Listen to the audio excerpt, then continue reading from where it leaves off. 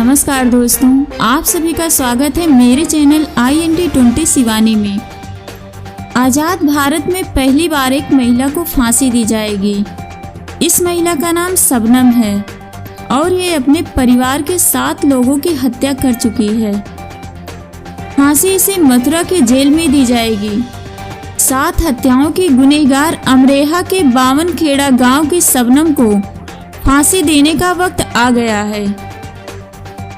आज़ादी के बाद ऐसा पहली बार होगा जब मथुरा जेल में किसी महिला अपराधी को फांसी दी जाएगी।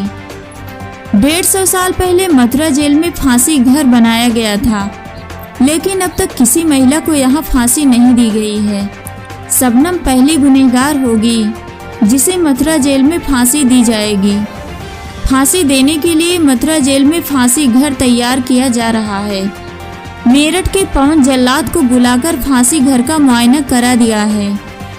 साल 2008 में अपने प्रेमी सलीम के साथ मिलकर अपने परिवार के 7 लोगों की हत्या करने वाली शबनम को 14 जुलाई 2010 को अमरोहा के जिला अदालत में शबनम को फांसी की सजा सुनाई। इस केस में 27 महीने तक सुनवाई चली। 100 तारीखों पर बहस हुई।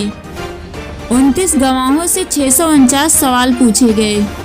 15 जुलाई 2010 को जज हुसैनी ने सिर्फ 29 सेकंड में फांसी की सजा सुना दी, जिसे हाई कोर्ट और सुप्रीम कोर्ट ने बरकरार रखा।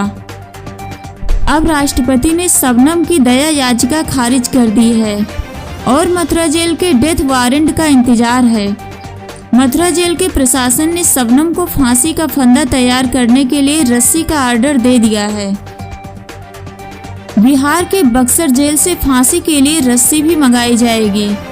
दरअसल देश में बक्सर ही एक ऐसी जेल है जहां फांसी का फंदा तैयार किया जाता है। बिहार के जेल में निर्भया के गुनहगारों को फांसी देने वाले मेरठ के पवन जल्लाद शबनम को फांसी देंगे। अमरोहा को उस दिन का इंतजार है जब हत्याओं के गुनहगार को फांसी मिलेगी। लोग खुश हैं कि देश से ही सही इंसाफ तो मिला। शबनम के लिए फांसी की तारीख किसी भी दिन सामने आ सकती है। 13 साल पहले यूपी के अमरोहा जिले के इसी 52 खेड़ी गांव में मास्टर शौकत अली के घर में 7 लोगों की गला काटकर बेरहमी से हत्या कर दी गई थी। 14 से 15 अप्रैल की दरमियान की रात कातिलों ने कुल्हाड़ी से सभी के गले काट दिए थे। इसमें शबनम के पिता मास्टर शौकत, माँ हाशमी, भाई अनीस और राशिद, भाभी अंजुम, फुफेरी बहन राबिया और भतीजे अर्श की अंधेरी रात में कत्ल कर दिया गया।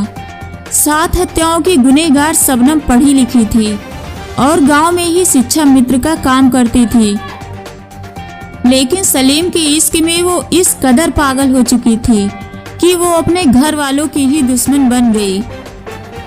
पहले चाय में जहर मिलाया। जब चाय पीने के बाद घर वाले सोने चले गए तो सलीम को बुलाकर कुल्हाड़ी से सभी का गला काट दिया गया। दरअसल शबनम और सलीम का इश्क घर वालों को मंजूर नहीं था। पुलिस के लिए कातिलों को खोजना किसी पहेली से कम नहीं था। घर पर चढ़ने के लिए सीढ़ी का कोई नामो निशान नहीं था। जीने में लोहे के मजबूत दरवाजे लगे थे जिसे खोलना आसान नहीं था। ऐसे में पुलिस का शक परिवार के एकमात्र जिंदा बची शबनम पर जा टिका। शबनम के फोन के कॉल डिटेल से पता चला कि उसने एक ही फोन पर 3 महीने में 900 बार कॉल किया था। वारदात की रात शबनम ने सलीम के फोन पर 52 बार कॉल किया था। पुलिस ने जब आरा मशीन में काम करने वाले सलीम को उठाया तो उसने अपना गुनाह कबूल कर लिया और हिंदुस्तान की सबसे सनसनीखेज मर्डर मिस्ट्री से पर्दा उठ गया। तो दोस्तों चलते हैं आगे, फिर मिलेंगे नई जानकारी के साथ। जय हिंद, जय भारत।